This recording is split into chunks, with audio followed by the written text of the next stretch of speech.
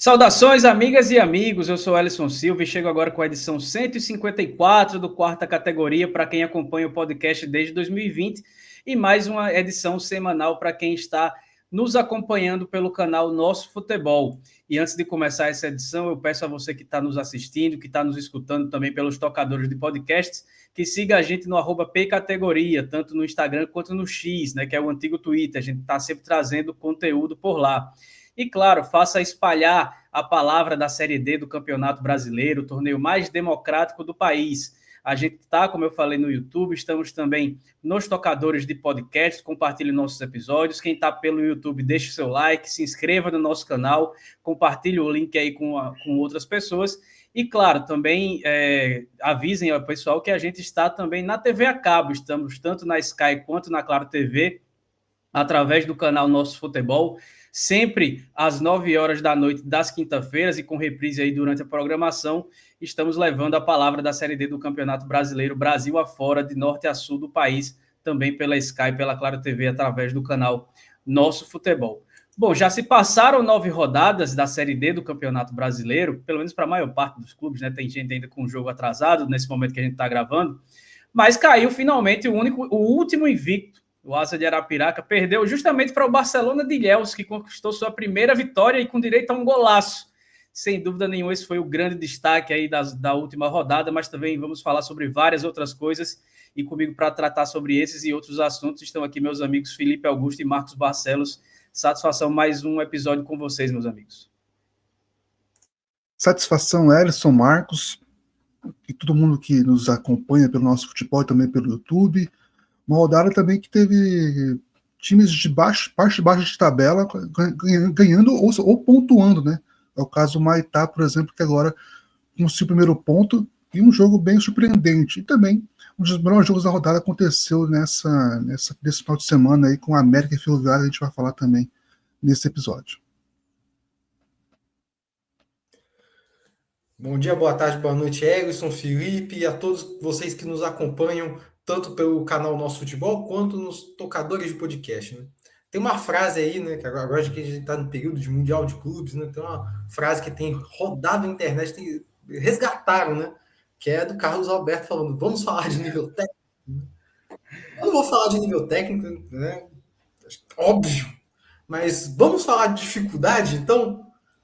A Série D ainda é a competição mais difícil do calendário brasileiro, embora tenha times brasileiros jogando Mundial, né? E a Série D, mesmo com o Mundial, segue pegando fogo e a gente vai falar aqui dos jogos que estão dando o que falar na competição. Com o dobro de clubes, inclusive, da Copa do Mundo de clubes da FIFA, né? Que torna ainda mais difícil o funil ainda menor para que conquistem o objetivo. Bom, mas antes da gente falar sobre essa nona rodada e sobre todos esses acontecimentos, a gente vai primeiro para a nossa vinhetinha tradicional.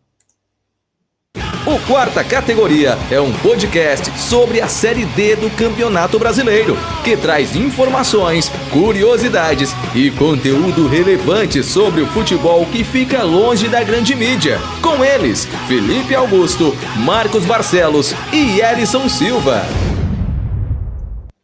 Agora sim, de vez com essa edição 154 do Quarta Categoria, falando sobre a nona rodada da Série D do Campeonato Brasileiro. E uma das grandes surpresas, né, além da derrota do Asa, que a gente vai tratar daqui a pouquinho, veio nesse grupo A1, que teve o Trem vencendo o Águia de Marabá por 2-1, a Tunaluso fez 3-0 no Independência, o Gás, fora de casa, em Manaus, venceu o Manaus por 2-1, e a grande surpresa, certamente, dessa rodada, acho que talvez mais até do que a queda da invencibilidade do Asa, é o primeiro ponto do Humaitá, que empatou por 2-1 justamente com o Manauara, e esse empate se torna ainda mais imprevisível, se torna ainda mais contundente, porque o Manauara é o líder do grupo, com 19 pontos. A Tunaluso vem em segundo com 18, o Águia tem 15, é o terceiro, a Independência ainda segue no G4, apesar da derrota com 14 pontos, porque o Manaus também perdeu e tem 12 pontos. O Trem venceu, tem 11, o Gás venceu, tem 8, o Maitá conquistou seu primeiro ponto e também mais segue na lanterna aí, bem disparado, mas pelo menos conquistou seu primeiro pontinho nessa Série D, num jogo bem complicado, empate por 2-2, que não tem como não ser o destaque desse grupo nessa rodada, né, Felipe? Marcos? Opa,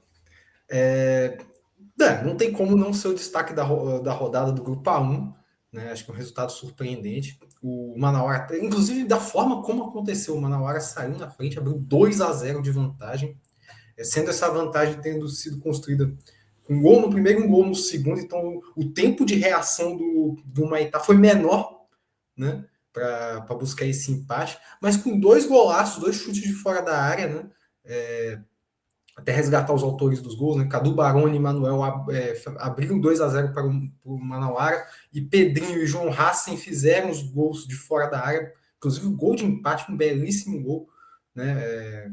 A bola fez uma curva, acertou a gaveta do goleiro do Manauara. Então a forma como como aconteceu esse empate que preocupa um pouco. E aí acho que vale a pena o Manauara dar uma ajustada de foco, né? A partir de agora. Pode ser que é um resultado ali que acabou acontecendo por algum momento de relaxamento da equipe do Manauara, do líder da chave, mas agora o time vai precisar abrir o olho. Por quê? A distância para o Tunaluso, que é o vice-líder, baixou para 1 ponto. O Tunaluso segue em casa sendo uma equipe muito forte, acabou batendo agora o Independência, que briga por classificação, bateu por 3-0. Independência ainda segue no G4, mesmo com esse resultado. E daqui para frente, o Manauara tirando o Gás, que é o 7º colocado, daqui para frente o Manauara vai pegar todos os adversários que brigam por classificação até o final do campeonato. Então vão ser jogos muito complicados, e esse ajuste de foco vai precisar acontecer para que a equipe não siga perdendo pontos bobos como esse, né? Aliás, daqui para frente não vai ter se vai ter ponto perdido, não vai ser ponto bobo, porque justamente vai ter adversários mais difíceis, né? Mas pode perder a liderança num momento desse, né? E além, né, do Maitá, destacar o Gás e o Trem, né, que também estão na parte de baixo da tabela e conseguiram vitórias, né, o Trem dentro de casa, um gol ali no finalzinho de pênalti, conseguiu fazer 2-1 para cima do Águia de Marabá, enquanto o Gás, fora de casa, foi até Manaus e conseguiu vencer o Gavião do Norte. O Manaus, o Gás saiu na frente no jogo, né, o Manaus empatou, teve a chance da virada, num pênalti, mas perdeu a chance, perdeu a cobrança, e depois o Gás conseguiu fazer 2-1. Mas claro, né, tirando a parte de baixo, quem conseguiu algo de muito bom foi o Tunaluso, né, num jogo direto, né, pelo G4, até que é mais, não sei se agora é tão direto assim, né, já que Manauara e Tunaluso estão bem, parecem acima, né, em desempenho do que os outros times. E novamente uma grande partida do Ronald Santana, né? Ele participou do primeiro gol, com o Anderson Feijão acabou marcando, e depois fez os 2 outros gols da partida, 3-0. Talvez o grande destaque aí ofensivo da Série D. Desse grupo, sem dúvida, né? Ele junto com o Jaime e o Alex Silva vem muito bem, mas ele principalmente, e a Tunaluso conseguiu uma grande vitória por 3-0. Ajudou, né, o Manaus, que tropeçou em casa com essa vitória, e o Trem, né, agora também encostou, né, tem 11 pontos, está a 3 do Manaus, então é mais um time que pode figurar nessa briga pelo G4, dependendo da situação das outras rodadas. Passando para o grupo A2, tivemos muitas mudanças na tabela de classificação, né? Na rodada 9, tivemos a vitória fora de casa do Tocantinópolis por 1-0 sobre o Iguatu. Parece que aquele fator Morenão ficou para o ano passado. O Sampaio Corrêa, no Clássico Maranhense, fez 2-0 no Maranhão, que segue decepcionando. O Imperatriz perdeu em casa para o Altos por 1-0 no jogo dos líderes. E o Parnaíba empatou por 2-1. O Parnaíba empatou, deixa eu ver aqui, por 2-2 com o Maranhão. O Sampaio ganhou do Maracanã, não foi o Clássico Maranhense, mas o Maracanã empatou com o Parnaíba por 2-2 e segue decepcionando. Sampaio Corrêa 2-0 no Maracanã. E aí na tabela de classificação do grupo A2 temos o Altos, que retomou a liderança, tem 17 pontos, o Imperatriz tem 15, é o segundo, Sampaio Corrêa com 13 é o terceiro, o quarto colocado é o Iguatu com 11 pontos, mas agora com o Tocantinópolis com 11 e o Parnaíba com 10 na cola.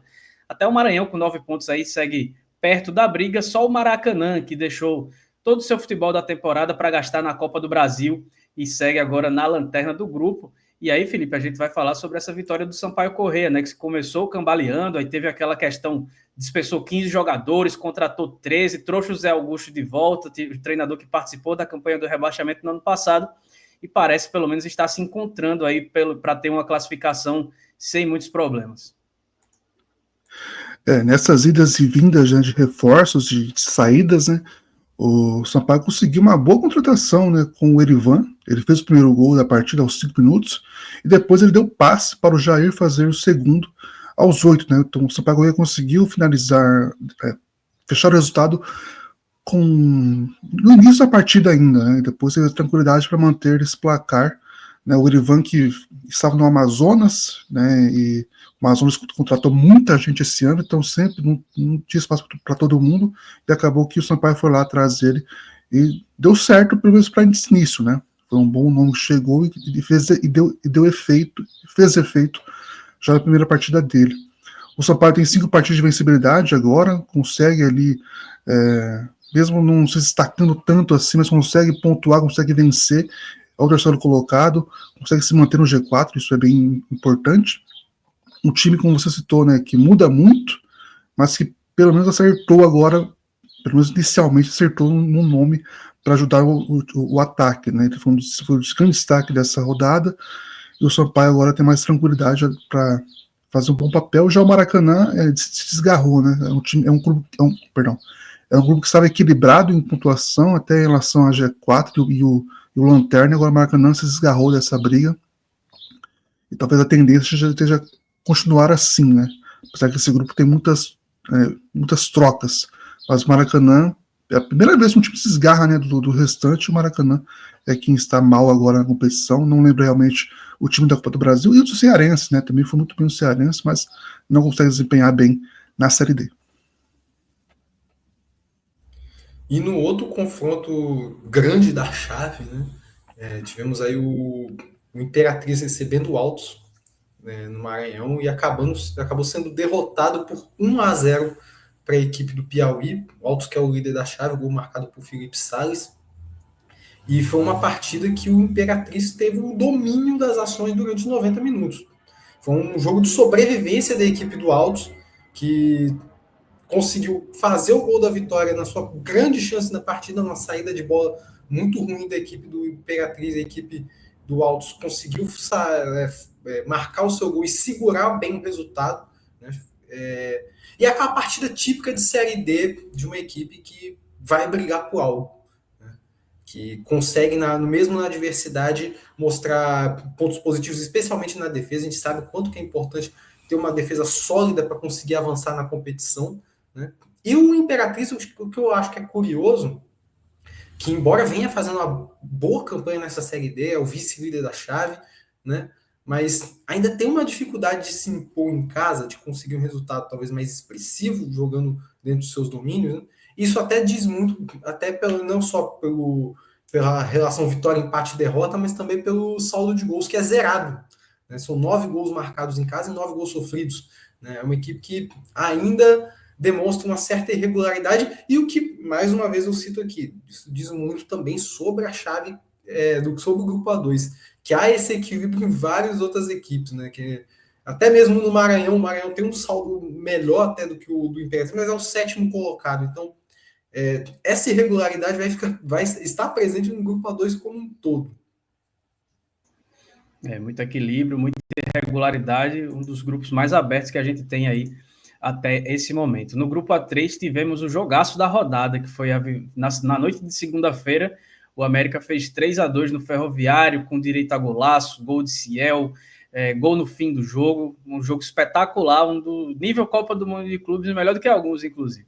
O Horizonte começou abrindo a rodada empatando com o Central por 1-1, o Santa Cruz no Arruda, que chegou à incrível marca de 100 mil torcedores até esse momento na Série D, somando todas as partidas em casa. O Santa Cruz fez 2-0 no Souza, e na tarde de quinta-feira, do dia 19, o 13 vai fechar essa chave contra o Santa Cruz do Rio Grande do Norte, no Amigão.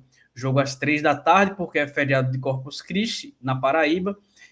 e também porque a iluminação de LED do Amigão ainda não está completamente instalada. Então, esse jogo precisaria naturalmente ser no período da tarde. Esse jogo não aconteceu no fim de semana porque não tinha leitos de hotéis em Campina Grande disponíveis por conta da ocupação por causa do São João de Campina Grande, do maior São João do mundo. Então, aí trouxeram essa partida para quinta-feira. Na classificação do grupo A3, o Santa Cruz agora é o líder, segue na liderança, mas tem agora a melhor campanha de toda a Série D. Chegou aos 22 pontos. Central tem 17, o América tem 16, o Ferroviário segue estacionado nos 12 pontos. É o quarto colocado. O Ferroviário pode perder, inclusive, essa vaga no G4, né? Porque o Santa Cruz e o 13 jogam ainda depois, né, de quando a gente gravar esse episódio.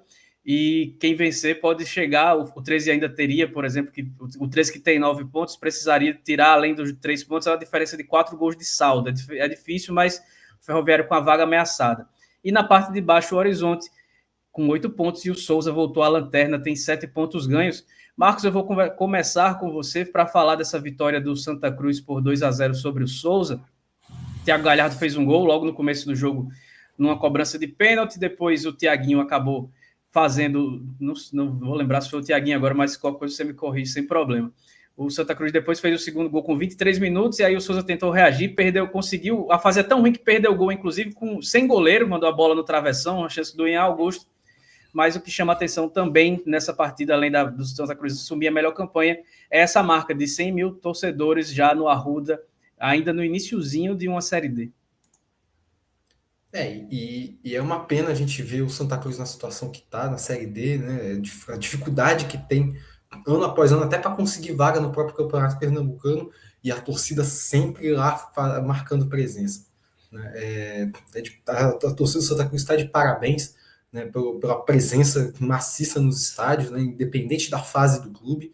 E, assim, quanto ao jogo, né, o Thiago Galhardo abriu o placar, o Thiaguinho acabou fazendo o segundo gol da partida. E é um jogo que, se a gente pudesse, se a gente tentasse prever lá no início, lá na época da tier list, a gente imaginaria um grande equilíbrio entre as duas equipes, porque o Souza, dentro do futebol paraibano e também na própria Série D, chegou a brigar por acesso em 2023, bateu na trave contra a Ferroviária.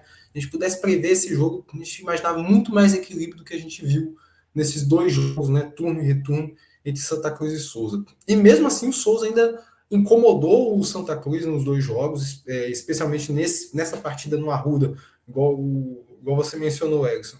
Perdeu um gol sem goleiro, né? Teve chances, não ficou sendo dominado o tempo inteiro. Também tentou buscar resultado, né? Porque a fase do clube também pede isso, que o time também não fique assistindo passivamente os resultados acontecendo.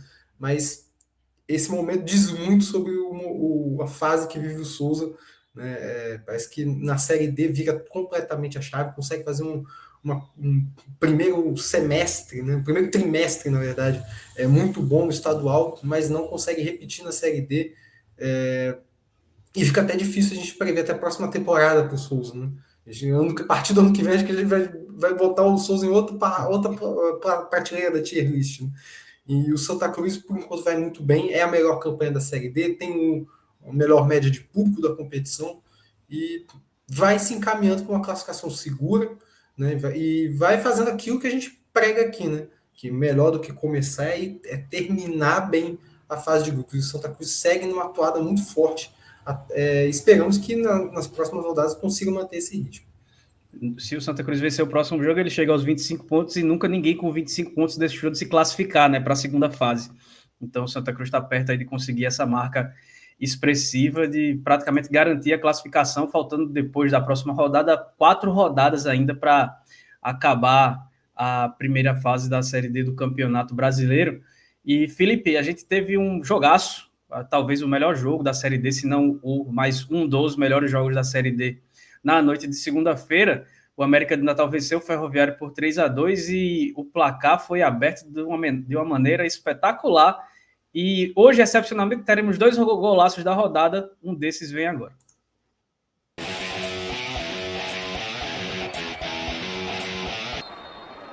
Autoriza o senhor Maurão Frederico. Vem o Davi Gabriel. A bomba! Golaço! Gol!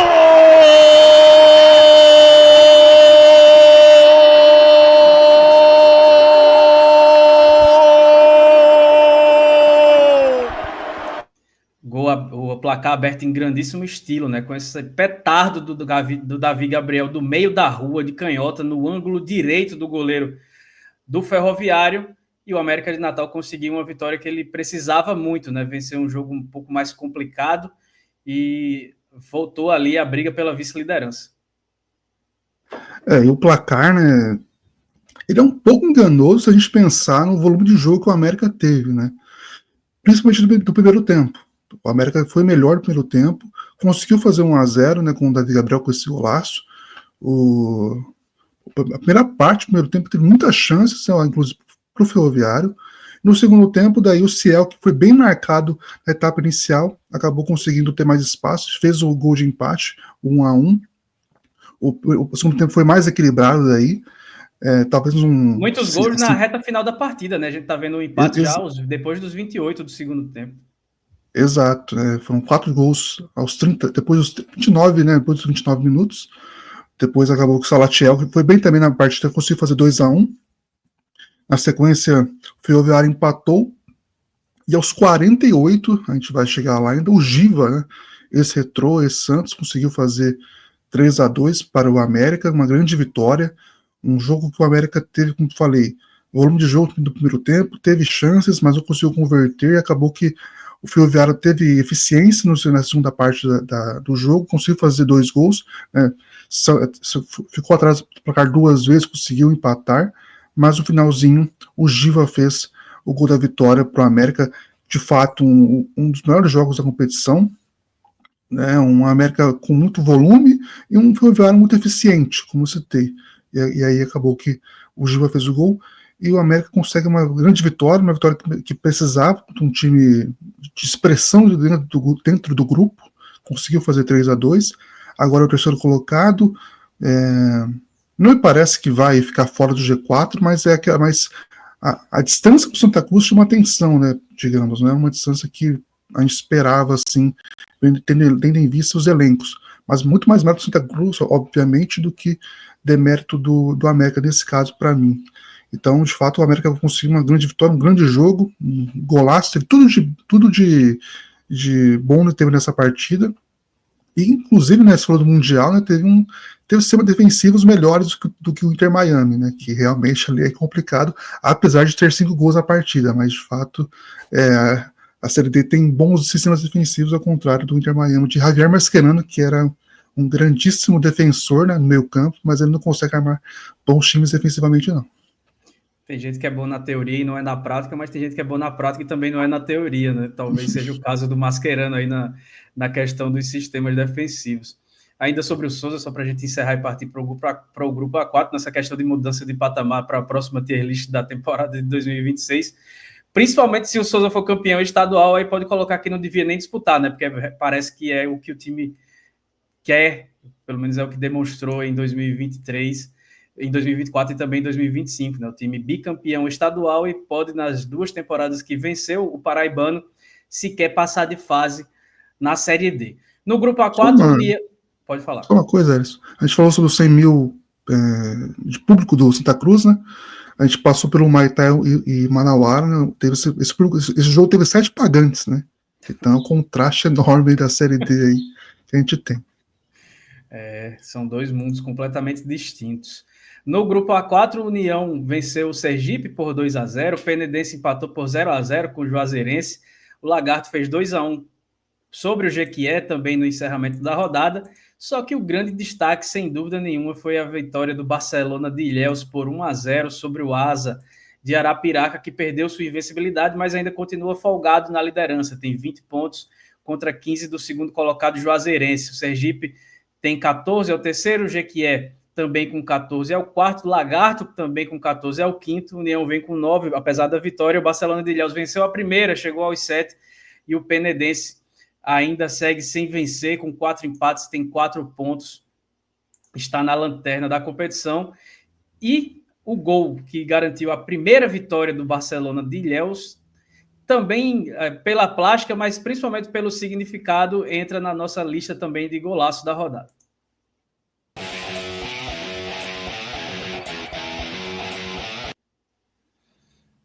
Tá aí o Dick, né, que pegou a bola na intermediária, só ajeitou e bateu. Chutaço, golaço, para garantir a vitória do Barcelona de El sobre o Asa e que tirou a invencibilidade do time de Arapiraca, Felipe.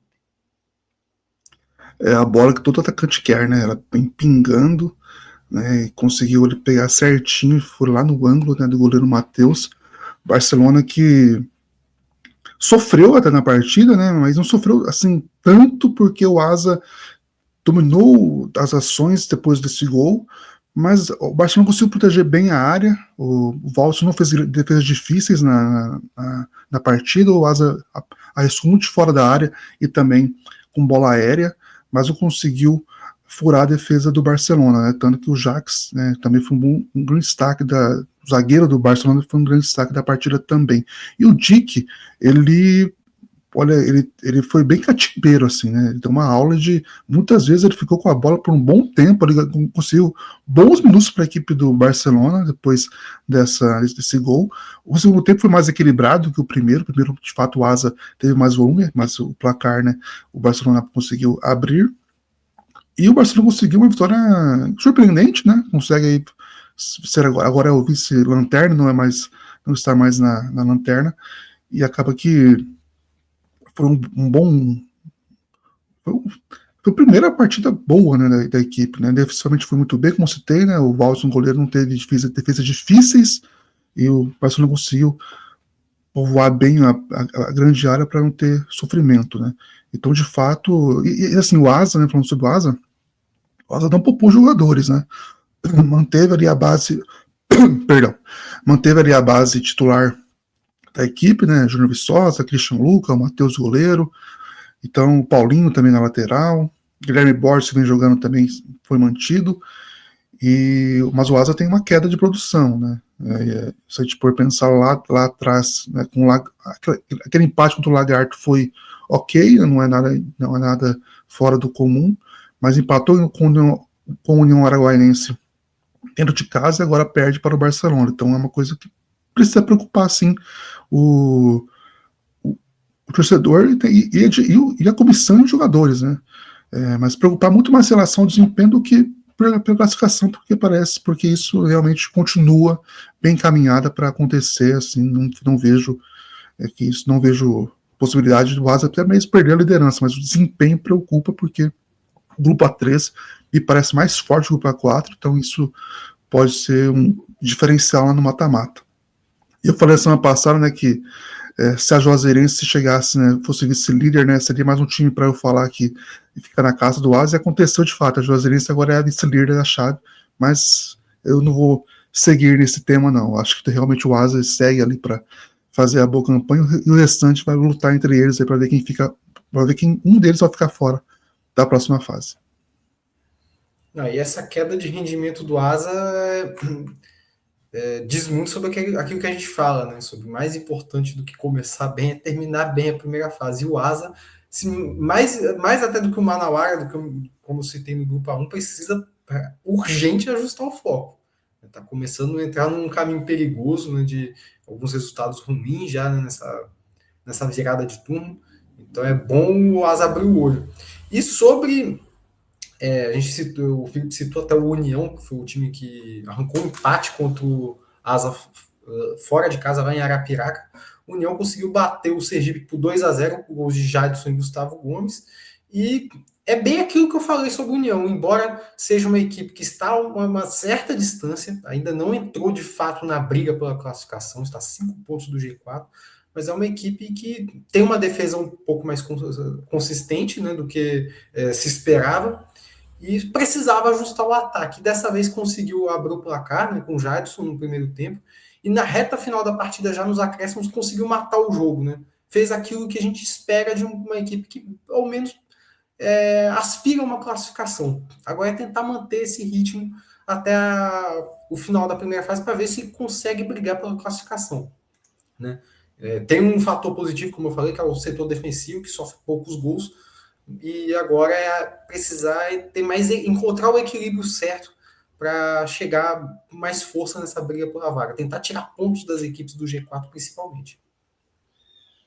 Tá aí, passamos pelos 4 primeiros grupos, agora a gente vai dar uma pausa bem rapidinho e voltamos para falar dos grupos A5, A6, A7, A8 e também trazer a seleção dessa 9ª rodada da Série D do Campeonato Brasileiro. Daqui a pouquinho a gente está de volta.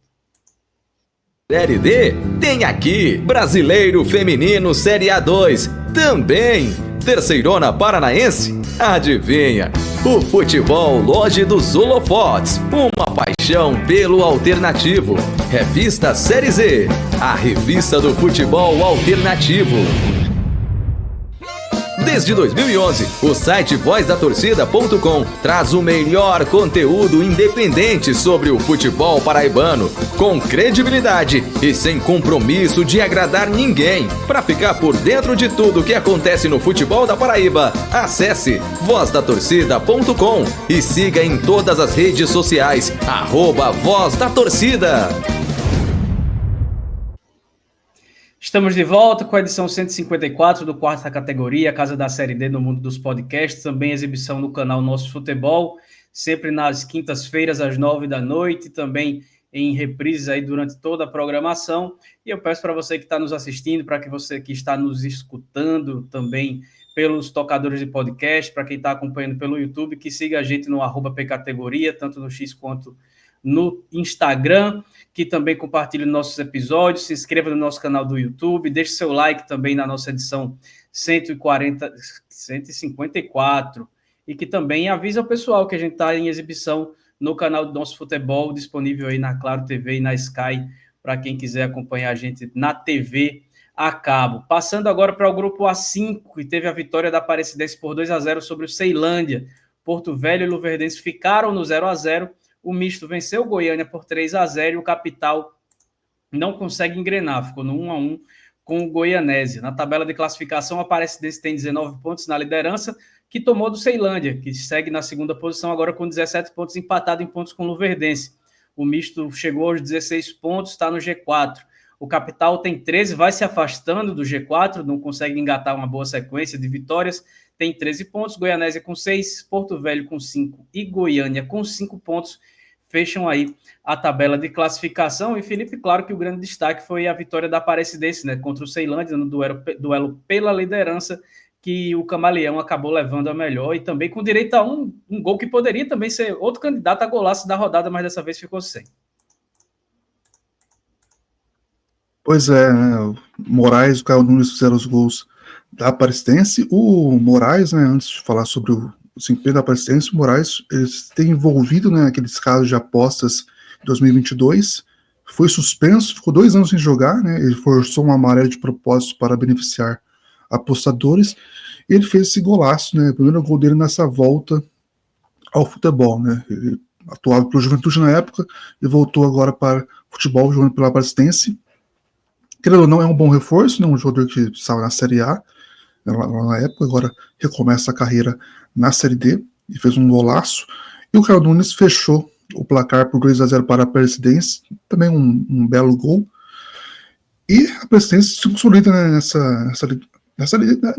na liderança não, né, já que assumiu agora, né, mas no G4 com certeza, são 6 pontos de diferença para o Capital que não engrena, como você citou, e a Aparecidense engrena bem, né, desde o início faz uma boa participação, teve aquele 3-0 contra Porto Velho que sofreu, né, um resultado atípico, digamos, para o contexto atual da competição, do grupo, mas consegue aí ser bem consistente, fazer valer o mando de campo, principalmente também, é um bom time jogando lá em Aparecida de Goiânia, conseguiu fazer 2-0, é o líder, tem uma boa vantagem para o quinto colocado, como eu citei, e deve muito, acho que a briga maior agora da Aparecidense é pela liderança, já que já está bem encaminhada a classificação, apesar de ser 2 jogos na diferença para tirar o Capital, mas pelo que vem desempenhando, né, e é mais um clube que a gente sempre fala, né, que é um time, é um clube, né, que conhece a Série D, que consegue contratar bem para a competição,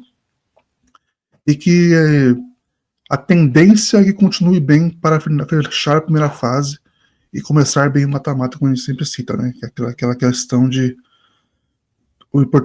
mais importante de começar bem é terminar bem. A Presidência me parece que tem bola, tem desempenho, tem foco para conquistar, pra terminar assim a primeira fase. E por falar em contratar bem, né?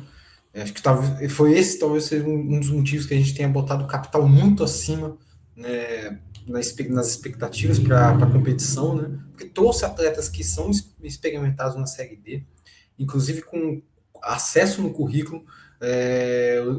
Lembrando que não faz muito tempo, né, lá no início, quando a gente começou a ouvir burburinho sobre o capital, eles trouxeram o Paulinho Kobayashi como treinador, que tinha acabado de conquistar um acesso pelo América de Natal. Então, assim, não foi à toa que a gente colocou o capital um pouco acima dos demais, mas até agora a gente vê que falta alguma coisa no planejamento do clube, né? Porque só contratar bem não adianta. Né? Precisa ter um planejamento decente para que a Série D, para que na Série D o time consiga desempenhar o melhor futebol. E já vimos troca de técnico no capital, que não é o cenário ideal para um clube que quer engrenar na competição, né? E parece que o futebol não melhora. Mas agora conseguiu, quer dizer, arrancou mais um empate sofrido jogando em casa contra o Goianésia. O Wesley abriu o placar para a equipe visitante. E Richardson empatou para o capitão, um gol suado, que a bola ainda bateu nas costas do goleiro da equipe do Goianésia. Então, assim, sofre muito para conquistar resultados da equipe do Capital, e são resultados que não são bons. A equipe fica no empate muitas vezes. Esse, inclusive, o time empatou 4 vezes na competição. Esse é o terceiro empate seguido, inclusive contra equipes que ocupam entre a 6ª e a 8ª posição da tabela. Então, agora, né, ainda que a distância seja de 3 pontos para o misto, há uma distância agora no número de vitórias, que é 4 contra 3. Então, o cenário não está bom para a equipe do Capital, né? E vai precisar melhorar muito ainda para conquistar essa classificação. Né? Defensivamente é uma equipe que até é bem sólida, mas ofensivamente ainda é muito pobre, embora tenha muitos jogadores do meio para frente que têm capacidade de mostrar um futebol melhor. Está realmente deixando a desejar, e o que mostra que investimento não é tudo, né? Você tem dinheiro, você gastar mal não adianta de absolutamente nada.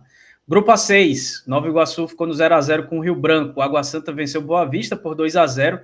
Portuguesa voltou a perder, foi derrotada pelo Pouso Alegre no interior de Minas por 2-0. Porto, Vitória e Maricá também empataram por 0-0. Na classificação, a chave segue muito equilibrada ainda. Portuguesa com 17 na liderança. O Água Santa, que outrora era vice-lanterna, engatou uma boa sequência e agora é o segundo colocado, está com 14 pontos na vice-liderança. O Rio Branco finalmente empatou, só ganhava ou perdia, empatou, chegou aos 13 pontos, está na terceira posição. E o Pouso Alegre fecha o G4 com os mesmos 13 pontos, mas na cola estão Maricá e Porto Vitória com 12 pontos.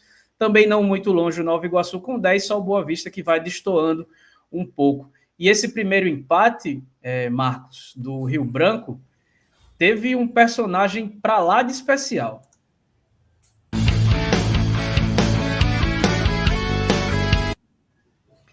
Fernando Henrique, nome de xará de presidente, 41 anos, revelado pelo Fluminense, passou por diversos clubes, a Remo, Ceará, Portuguesa, CRB, América de Natal, e foi personagem fundamental para que a equipe capixaba conseguisse esse empate jogando fora de casa.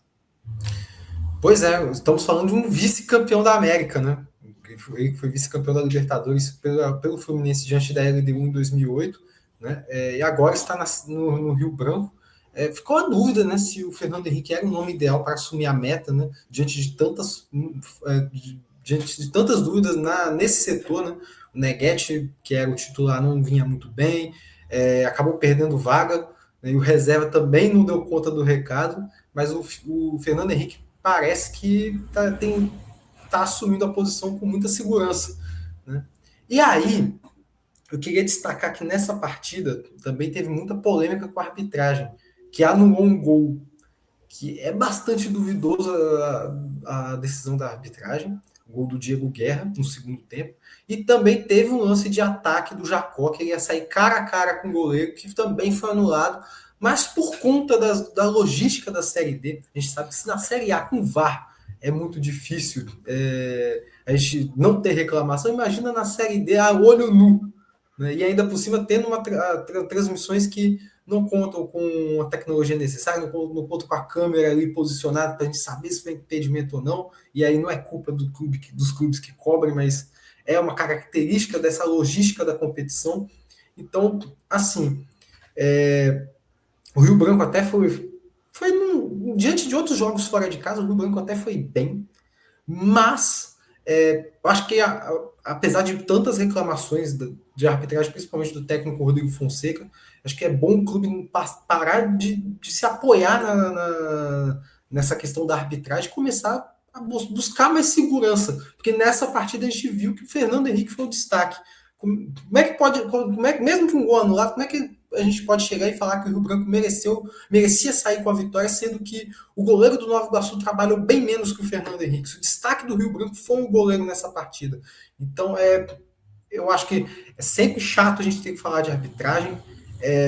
Como eu falei, como capixaba, é triste a gente ver esse tipo de situação, mas tem que botar uma vírgula aí e passar a olhar um pouco melhor para o desempenho. Enquanto isso, o Porto Vitória empatou com o Maricá, né? Em mais uma partida que tiveram chances dos dois lados para sair com a vitória. E pelo lado do Porto, eu queria destacar aqui que não dá para... se nos dois jogos contra o Boa Vista o destaque foi o Aidan, dessa vez o time contou com a sorte, porque o Aidan não fez tantas grandes defesas, mas o Maricá perdeu chances claríssimas, até mais claras do que as do Porto Vitória, de sair com um resultado melhor fora de casa. Então, o Porto precisa fazer esse ajuste no sistema defensivo, né? É um desafio para o técnico João Bursi, né? E vai levar um tempo, né? Porque esse é o terceiro treinador que passa na temporada e o Porto Vitória ainda não encontrou um bom futebol. Já não digo que não é culpa do técnico.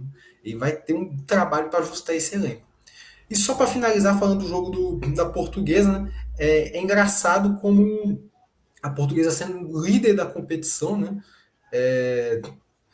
Do líder da chave A6, ainda apresenta muitas irregularidades, e começando pela defesa, né? Que é o líder do grupo, mas tem a terceira pior defesa da chave, com 11 gols sofridos. Né? Só perde para o próprio Água Santa, que sofreu 12, e para o Lanterna Boa Vista, que sofreu 14. Então, é muito aquilo que a gente fala, a Portuguesa ainda não encanta o seu torcedor, mesmo estando na ponta da chave, mesmo estando muito próximo da classificação.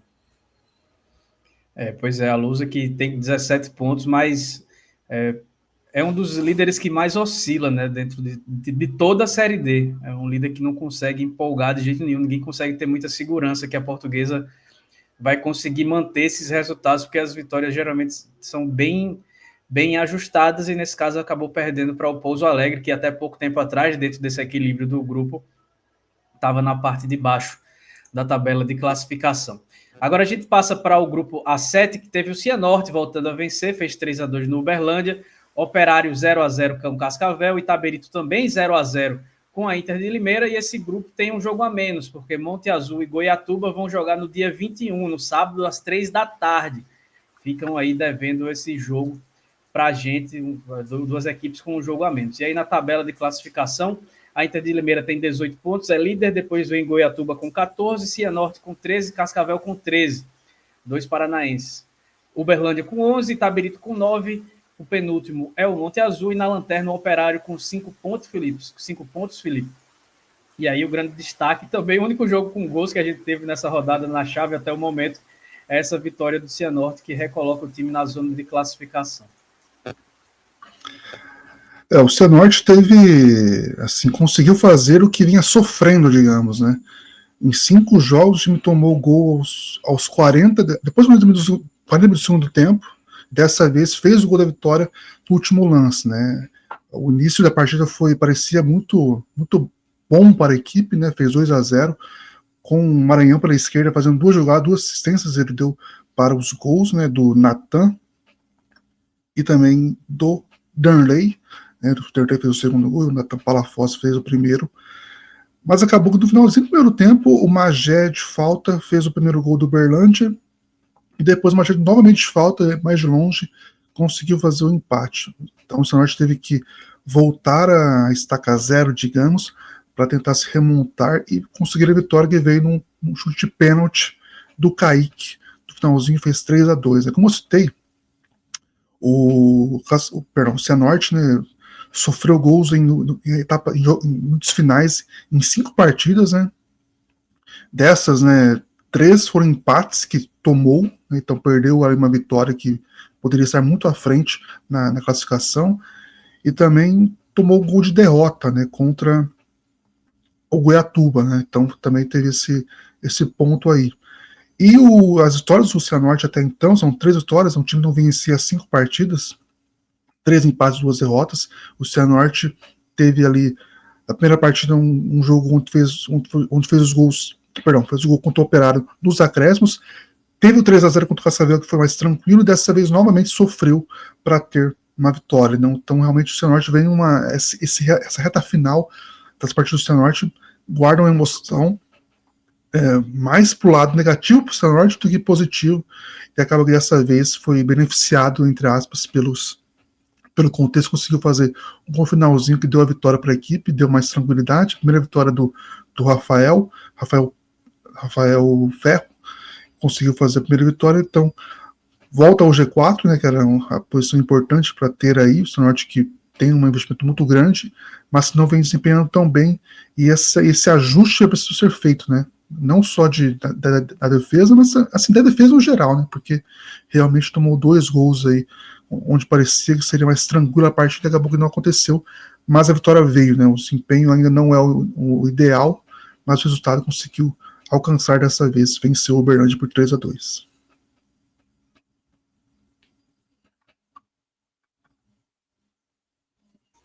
Seguindo agora, então, para o grupo. Tem alguma coisa, Marcos? Não, pode seguir. Não, eu ia comentar sobre o Operário e Cascavel, né? Que foi um jogo que o Cascavel até teve o domínio das ações, né? Mas não conseguiu furar o bloqueio do Operário, né? Que teve também. Ambos tiveram gols anulados nessa partida, mas o Operário teve muito menos chances, né? O Cascavel era o favorito para a partida, né? E esse resultado deixou, né? Eu estou buscando a tabela aqui, deixou uma brecha aí tanto para o Monte Azul buscar se aproximar do G4, né? Quanto, né? Não, na verdade, nem só esse. Quer dizer, o resultado abriu a brecha para o Monte Azul se aproximar, né? E os resultados gerais da chave, né, abriu a brecha aí para o Goiatuba encostar na Inter de Limeira, né? Porque tivemos 2 empates na chave, né?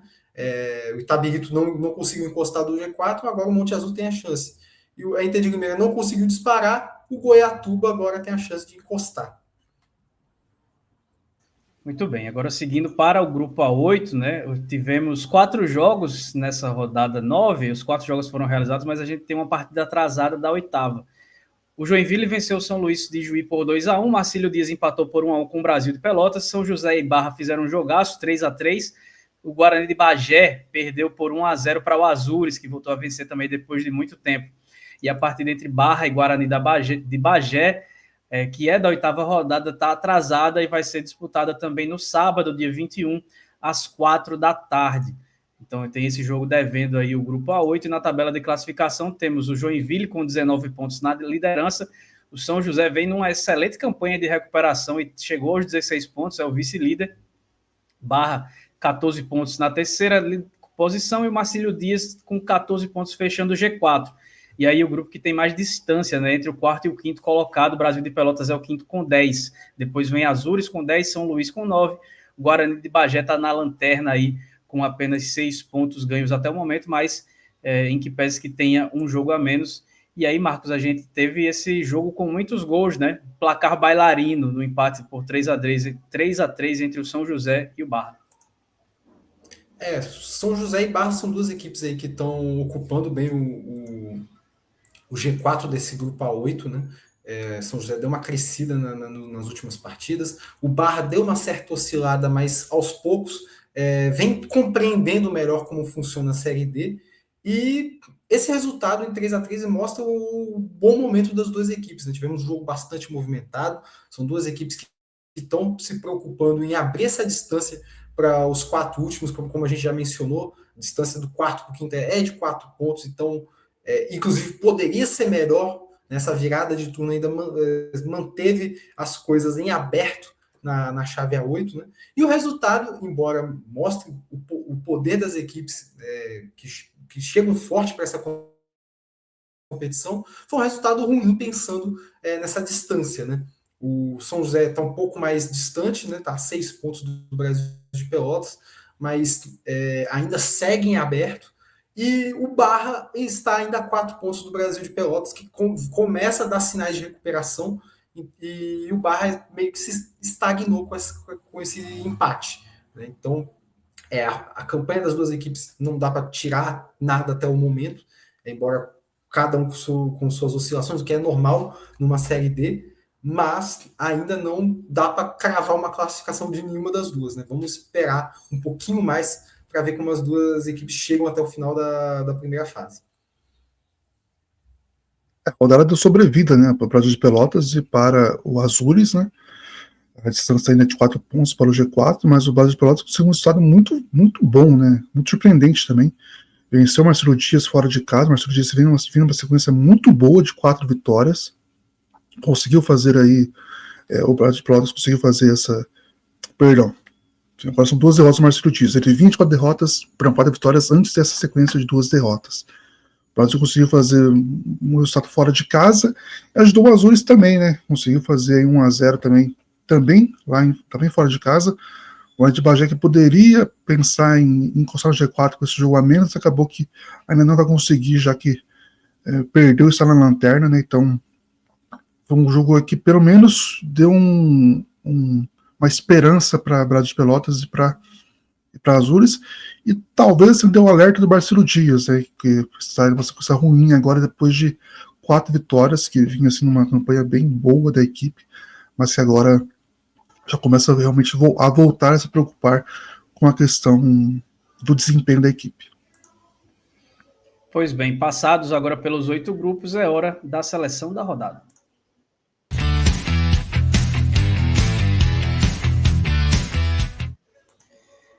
Tá aí, Felipe, a seleção da rodada na tela, com o Ronald mais uma vez aparecendo. Não só ele, né? O Ronald e o Ignacio Neto, né, treinador da Tuna Luz, os dois que reaparecem, mas o Ronald destaca mais ainda porque é a segunda vez que ele aparece como destaque mesmo, né, com a foto dele ali ao lado, né? No gol tivemos o Fernando Henrique, do Rio Branco. A defesa tem o Davi Felipe, do Trem, o Vitor Becker, do Brasil de Pelotas, o Jacques, do Barcelona, e o Moraes, da Aparecidense. Meio campo tem Bismarck, do Parnaíba, que também reaparece na seleção, o Jardson, do União Araguainense, o Caian, do São José. E no ataque, o Erivan, do Sampaio Corrêa, com assistência e um gol, o Dick, que fez um golaço, né, do Barcelona, o Ronald, da Tuna Luso, que deu uma assistência e participou e fez 2 gols, e o Ignacio Neto, da Tuna Luso, o resultado mais, digamos, mais elástico e um jogo difícil, né, contra a Independência. Então, também entrou na seleção da rodada, seleção de número 9 que a gente faz em parceria na revista Série Z e quarta categoria. Então, tudo certo.